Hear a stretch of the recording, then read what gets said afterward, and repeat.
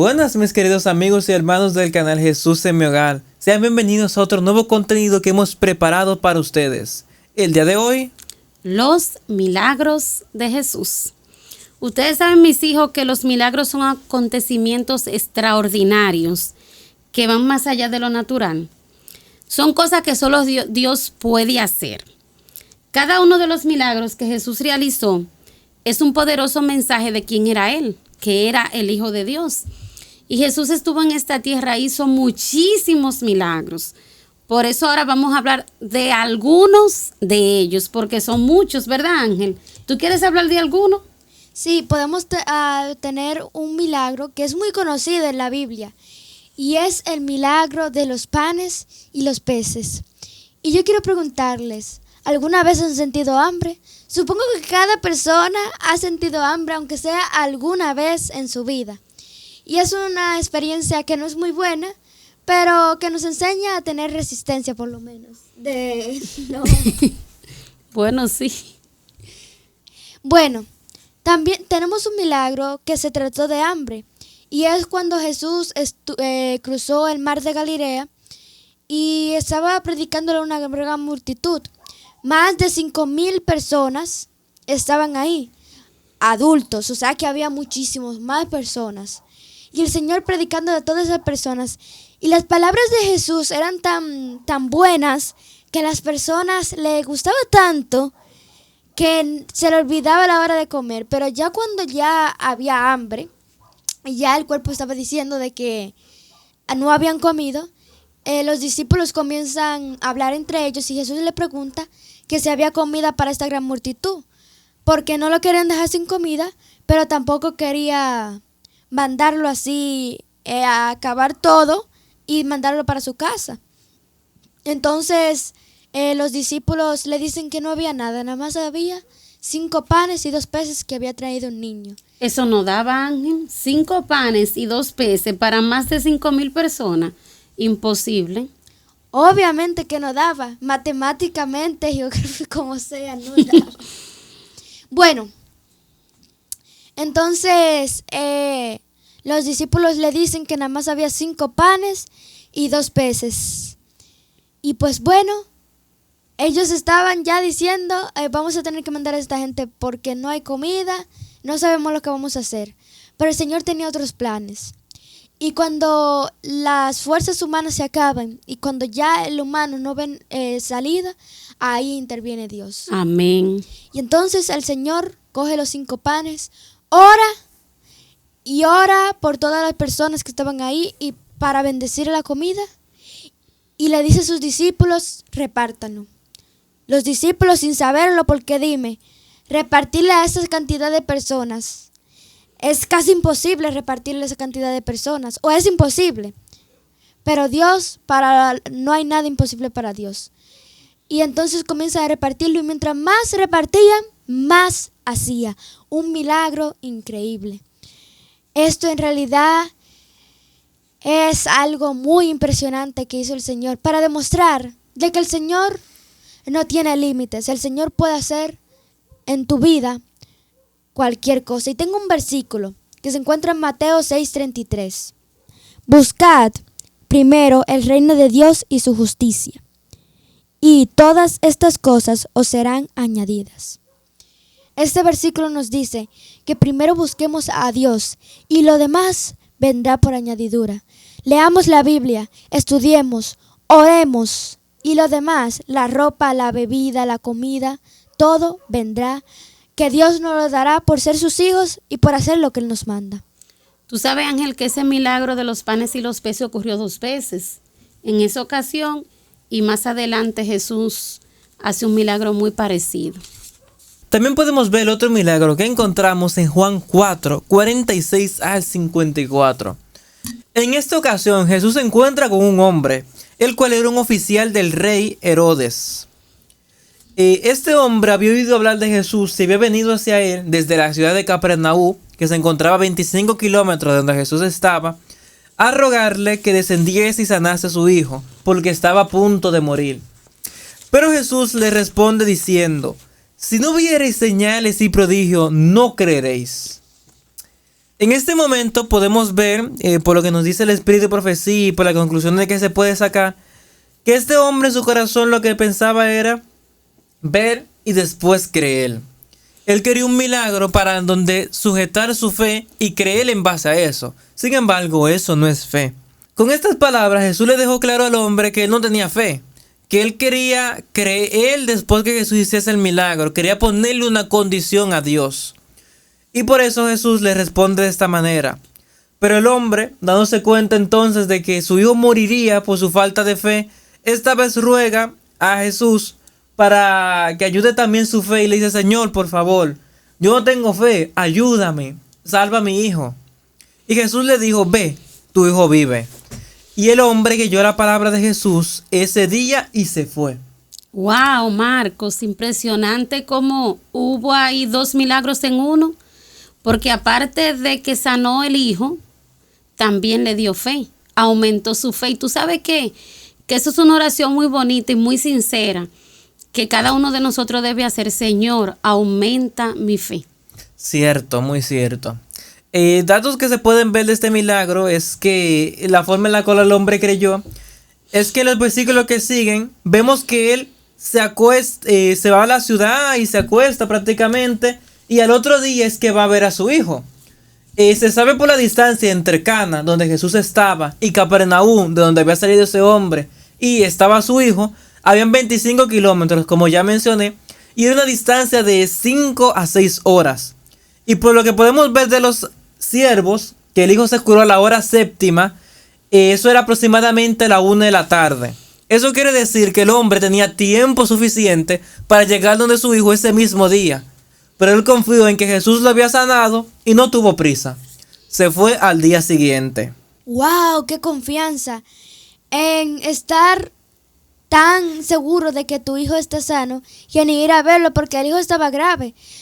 Él no sabía si ese hijo moría y él no veía sus últimos momentos. Él no estaba preocupado. Él sabía de que en realidad su hijo estaba sano. Que Jesús lo había sanado. Exactamente. Él se dio cuenta de que en aquella hora era cuando Jesús le dijo: tu hijo vive.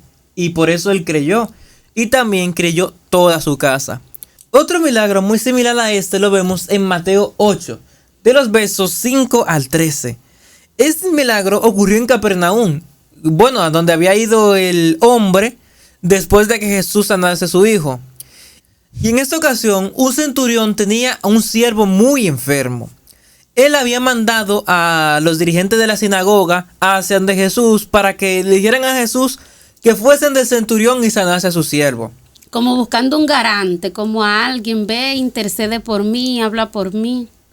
Exactamente. Estos hombres incluso le habían dicho a Jesús: mira, este hombre hizo esto por lo otro. Que el centurión había ayudado mucho al pueblo judío. Y los sacerdotes intentaban verle a Jesús que era merecedor, que era digno. Y ocurre otra cosa. El centurión posteriormente manda a un siervo diciéndole al Señor que no vaya, que era indigno. Sorprendente, porque los sacerdotes le habían dicho que era digno y ahora él se consideraba indigno. Y ahora ocurre algo aún más sorprendente. ¿Qué pasó? El centurión fue directamente de Jesús y le dice: Señor, no soy digno que entres bajo mi techo, mas solamente di tu palabra y mi siervo sanará. ¡Wow! ¡Qué Porque fe! también yo soy hombre bajo autoridad y tengo soldados bajo mi cargo. Y digo a este: ve y va, y a otro: ven y viene, y a mis siervos: a esto y lo hace. Y Jesús se maravilló y le dijo a todos: miren esto. En todo Israel no había hallado tanta fe. ¡Wow! Israel, que estaba lleno de personas religiosas, por decirlo así, le dijo ahí mismo que no había hallado un hombre con tanta fe. Increíble las palabras de Jesús. Exacto. Este hombre que se creía el más indigno, era en realidad el más digno. Y aceptaba la autoridad de Jesús, por la forma en la que él lo compara con su propia autoridad sobre sus siervos, demostrando que él sabía que Dios tenía potestad y que Jesús era Dios, alguien digno de decir y que se haga. Y aquella misma hora el siervo fue sano. ¿Sabes, Ángel? Que nosotras las mujeres, bueno, a la mayoría de nosotras nos encantan las bodas, nos encantan las decoraciones, ese vestido blanco, todo nos gusta mucho. Por eso a mí me encanta tener que hablar de este milagro, que es el primer milagro que Jesús hizo, que fue justamente en unas bodas en Cana de Galilea. Y es interesante ver cómo Jesús le gusta, ¿verdad?, que sus hijos sean felices, que estén contentos y que hagan ceremonias que glorifiquen el nombre de Él. Así que se hace una boda y Jesús es invitado. Ustedes saben que, bueno, el pasado 26 de diciembre, David y yo cumplimos 20 años de casado. Y yo recuerdo que cuando nosotros nos íbamos a casar, mencionábamos esta historia de este milagro de Jesús. Así que nosotros decidimos invitar a Jesús a nuestra boda. Y quisimos hacerlo de una manera como muy real, ¿verdad? Muy organizada. Y cuando hicimos la lista de bodas, pusimos a Jesús en primer lugar. Cuando mandamos a hacer las invitaciones, que ya la tenemos en las manos, entonces comenzamos a regarla, pero antes de darle a cada quien su invitación, agarramos una que fue esta. Esta fue nuestra invitación para Jesús. Y entonces ahí pusimos eso en el sobre para Jesús. Y gracias a Dios todavía la conservamos. Eso es un patrimonio, 20 años, porque ustedes tienen 20 años. 20 años, sí. Y entonces haber invitado a Jesús a nuestra boda fue maravilloso, porque en nuestro matrimonio, al igual que como pasó en las bodas de Cana, han habido situaciones y han faltado cosas, pero Jesús siempre las ha suplido conforme a su voluntad. Así que esta ceremonia ya estaba organizado todo. Y tú sabes que esta boda o las bodas de antes eran muy diferentes a las de ahora, porque por ejemplo, en la casa del novio, ¿verdad?, donde vivía el novio con sus padres, se reunían sus amigos, vamos a suponer los padrinos o los caballeros, por así decirlo. Y ellos, cada uno tenía una lámpara. Y entonces ya al atardecer, el novio iba a la casa de la novia y sus amigos le acompañaban alumbrándole el camino. Cuando llegaban donde la novia, entonces alguien decía, ¿verdad?, ahí viene el novio, salite a recibirle. Y entonces la novia con las damas de honor, que es lo que se llama hoy, con sus amigas, salían también con lámparas. Y entonces, tanto los caballeros como las damas, ¿verdad?, que eran jóvenes todos, y los novios delante, entonces ellos iban alumbrándole el camino hasta la casa donde se iba a celebrar la boda, que era la casa donde ellos iban a vivir. Qué bonito, ¿verdad? Entonces, así eran las bodas de antes, de los tiempos bíblicos. Sucede que las bodas duraban mucho. Algunas duraban 1 semana, 2 semanas. Es mucho tiempo, solamente 1 semana es mucho. Claro, tenían que durar más de 1 semana porque los caminos eran lejos, no había vehículos, no había medios de transporte así rápido, lo más que había eran animales donde se podía montar. Entonces, para durar mucho tiempo viniendo y para durar, que sé, medio día, no así en la cabeza. Así que mejor duraban 1 semana y todos juntos y después se iban. Exacto, así eran las bodas en ese entonces, duraban hasta 1 semana. Sucede que en esta boda en Cana se acabó el vino. Es decir, el jugo de uva se acabó. Sabemos que era jugo de uva porque Jesús repetidas veces, ¿verdad?, en la Biblia menciona que no debemos tomar bebidas fermentadas. Así que, se acaba el vino. Ahí estaba María, la mamá de Jesús, que parece que era como familia de los novios, y va y busca a Jesús y le dice que se acabó el vino. Y entonces Jesús le dice como que tienes que ver conmigo, mujer, ahora no ha llegado mi hora. Pero aún así Jesús, como buen hijo obediente, ¿verdad?, María lo lleva y le dice a los muchachos que están ahí, hagan todo lo que él le diga. Interesante, ¿verdad? Así que Jesús le dice que busquen la tinaja, que la llenen de agua. Y cuando los muchachos la llenan de agua, entonces Jesús dice, ahora sáquenlo. Cuando sacan, era vino. Se lo llevan al maestresala, que pudiéramos decir que es como uno de los organizadores de la boda, y lo prueba y queda encantado. Entonces nosotros podemos ver aquí este maravilloso milagro de cuando invitamos a Jesús a nuestro hogar, cuando invitamos a Jesús a nuestra boda. Pueden faltar muchísimas cosas y Jesús, conforme a su voluntad, las va a suplir. Y si hay algún problema, entonces, ¿qué debemos hacer? Lo que Jesús diga, ¿verdad? Porque eso es, hagan todo lo que Él dice. Y todos nuestros consejos, todo lo que necesitamos para que nuestro matrimonio y nuestro hogar pueda marchar de una mejor manera, pues están en la Biblia. Este milagro maravilloso que hizo Jesús en Cana muestra el gran amor que siente Jesús por las familias, por las parejas y por las uniones cuando se hacen de manera correcta. Qué bueno, mami, que ustedes invitaron a Jesús a su boda. ¿Alguna vez han jugado a los ojos vendados, a no ver nada, al cerrar los ojos y no ver nada? En realidad es algo muy divertido, sin embargo, no es divertido pensar que desde tu nacimiento tú vas a estar ciego y no vas a ver nada, no vas a ver la luz del sol desde tu nacimiento y durante toda tu vida. Aquí podemos ver un milagro que sucedió. En este milagro había un ciego que no podía ver nada. Se perdía de todos los colores de la naturaleza, de las flores, de los campos verdes, de la luz del sol, de la luna. Todo eso se lo perdían y no veían nada. Esto ocurrió en el templo. En esos tiempos, los ciegos o las personas discapacitadas no tenían un lugar donde le dieran, clases o donde le dieran ayuda a su situación, sino que lo único que podían hacer era mendigar y depender de las personas de buen corazón que les dieran dinero. Wow, qué triste. Entonces, ahí está el ciego mendigando en la puerta del templo. Y llega Jesús y coge barro con su saliva, lo unta y se lo pone al ciego. Y le dice, ve, lávate en el agua. Cuando el ciego se lavó, ¡wow! ¡Qué sorpresa! Pudo ver por primera vez los árboles, el agua, pudo ver sus manos, sus pies. Era increíble. De no ver nada, de ver todo oscuro, a ver todos los colores de la naturaleza. Era increíble. Ver las nubes, el sol. Estaba súper agradecido por el Señor por haberle dado esto. Y este es otro milagro que también es muy conocido.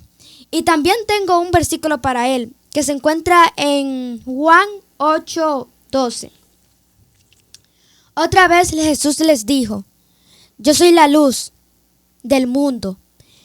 El que me sigue no andará en tinieblas, sino que tendrá la luz de la vida. ¡Wow! ¡Qué versículo tan bonito! De que si Jesús nos da la luz para que veamos y nos da para ver todo y no andaremos en tinieblas si el Señor nos da la luz. Y esa luz el Señor nos la dio, que es a través de la palabra de Dios. Debemos estudiarla y es la lámpara que nos enseña el camino que debemos seguir. Amén. Bien, entonces tenemos otro milagro que encontramos en Juan 11. Este milagro ocurre en la región de Judea, pero poco antes Jesús se encontraba un poco apartado de esta. En estos momentos Jesús ya estaba amenazado por los judíos y prácticamente si él iba a la región de Judea lo iban a matar. Por eso sus discípulos no querían que fuesen allá.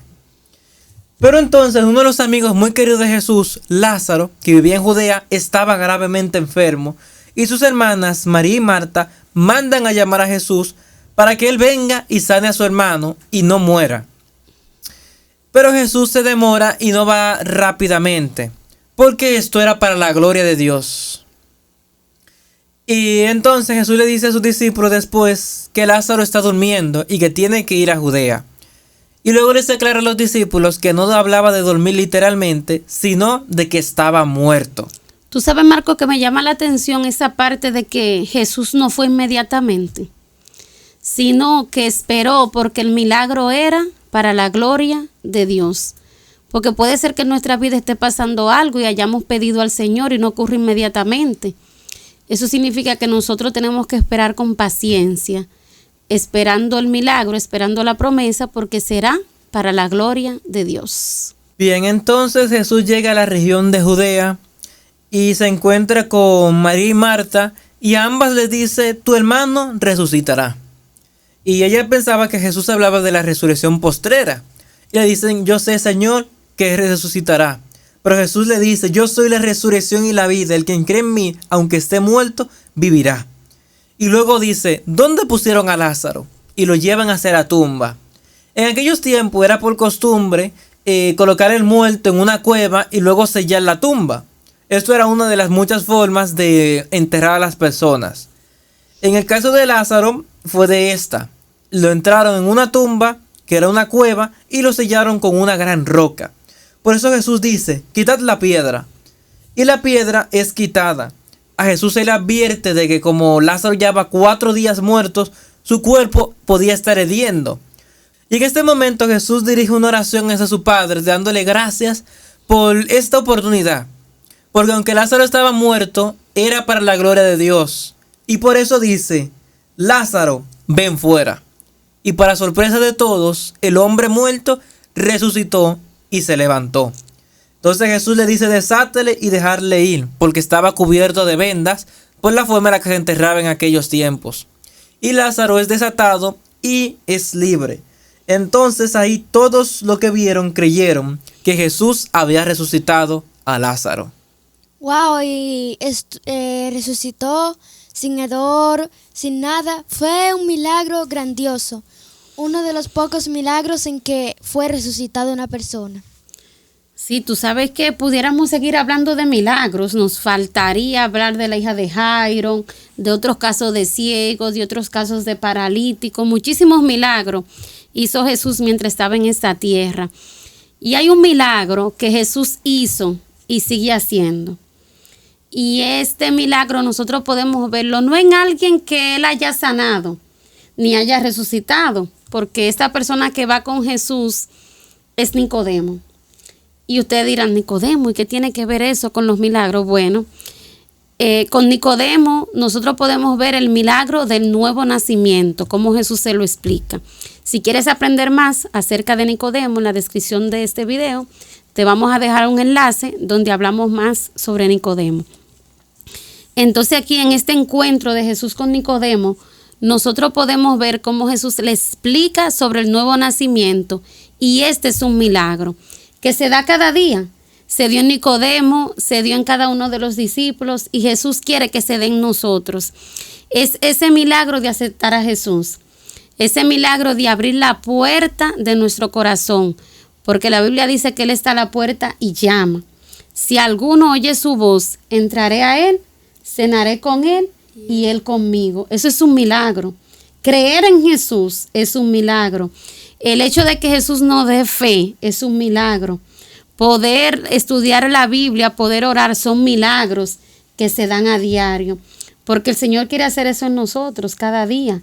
Milagros. Por eso se le llama el mayor de los milagros, que es el nuevo nacimiento. Y ojalá que cada uno de nosotros tenga ese nuevo nacimiento en su corazón. Bueno, exactamente como dices, mami, el mayor milagro, la fe, el nuevo nacimiento, el poder creer en Dios. Pero como vemos en esta época de incredulidad, es difícil creer. Hay tantas cosas que parecen contradecir las escrituras, pero creer es por fe. Ver lo que no vemos, creyendo en lo que no se, para otros es difícil, porque el evangelio, como otros dicen, es locura. Pero te invitamos a que creas en estos milagros. Y que no te dejes llevar solamente por los milagros, sino que tengas fe en Dios, en que Él está para ti, en que Él nos cuidará y que por sobre todo Él nos salvará. Te invitamos a creer. Así es, y hoy el Espíritu Santo habla a tu vida. Hoy es una nueva oportunidad para que puedas abrir tu corazón. Si escuchas hoy su voz, no endurezca tu corazón. Hoy es tiempo de nacer de nuevo. Hoy Jesús quiere hacer en tu vida y en mi vida el mayor de los milagros, que es creer en Él y aceptarle como nuestro Salvador personal. Si estos videos han sido de beneficio para ti o este video ha sido de beneficio para ti, te invitamos a suscribirte si así te ha gustado este contenido y a darle like y a compartir con otras personas. Bye. Hasta la próxima.